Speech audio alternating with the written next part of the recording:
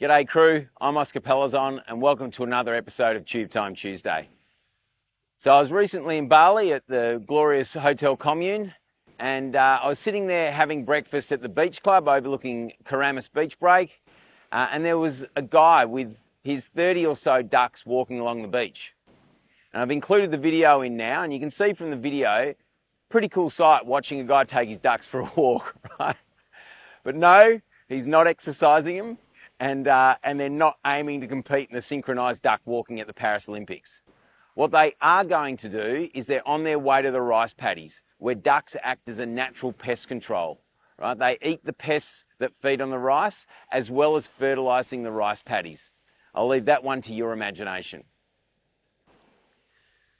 Now, the purpose of today wasn't to give you a lesson in simple agricultural techniques of Indonesia. No doubt that'd be fascinating, but that's another episode for another time. What else do you notice about the ducks? Well, they're all in a big group, and to my untrained eye, they all look the same. Not one stands out. Nothing about that group enables me to figure out which is the number one duck, which is the best at its job. For me, I'm looking at it, untrained eye, a duck is a duck is a duck. Well, guess what? For a lot of you, your potential clients are much like me with the ducks. They are not experts in the product or service you offer.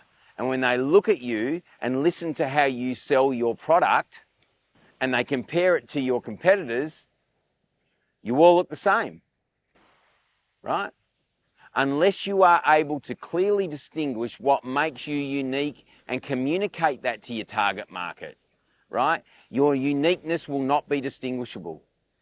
And if it's not distinguishable and it's not valued by your potential clients, then the only thing you can compete on is, you got it, price.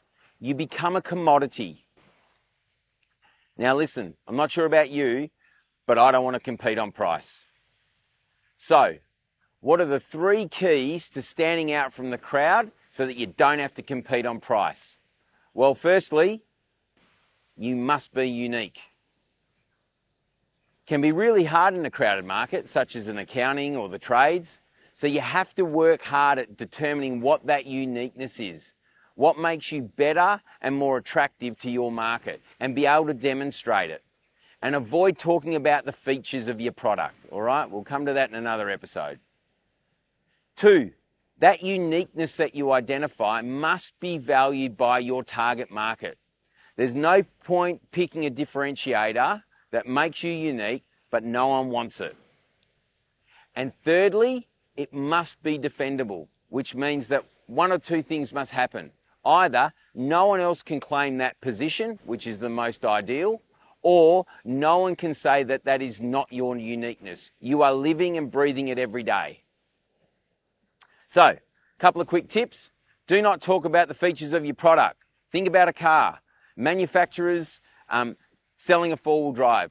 They don't tell you that the car has 4 wheels, sat-nav, a steering wheel, leather seats. They sell you the dream. Think about those 4-wheel drives. The dream is that you can take the family on adventures exploring the great land that is Australia. Create memories. The reality is most hardly see a dirt track, right? They talk about the benefits. They talk about something that is aspirational, that is of value to you and I who want to buy a 4-wheel drive. You need to make an emotional connection with the potential client. And finally, avoid using generic language like good customer service or great quality. They mean different things to different people. Now, if you nail your positioning, you will attract the right client buying the right product at the right price.